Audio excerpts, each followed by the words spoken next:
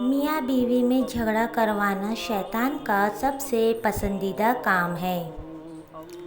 ایک عورت کی زندگی ہمیشہ اس کے شوہر کے ارد گرد گھومتی ہے، پھر بھی وہ مرد اسے کہتا ہے تم کچھ نہیں سمجھ سکتی۔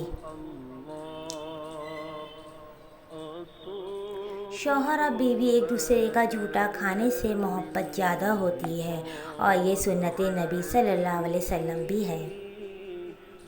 میاں اور بیوی کے تعلق ایسا ہونا چاہیے جیسے ہاتھ اور آنکھ کے ہوتا ہے۔ جب ہاتھ پر چوٹ لگتی ہے تو آنکھ روتی ہے، اور جب آنکھ روتی ہے تو ہاتھ اسے آنسو پوچھ دیتا ہے۔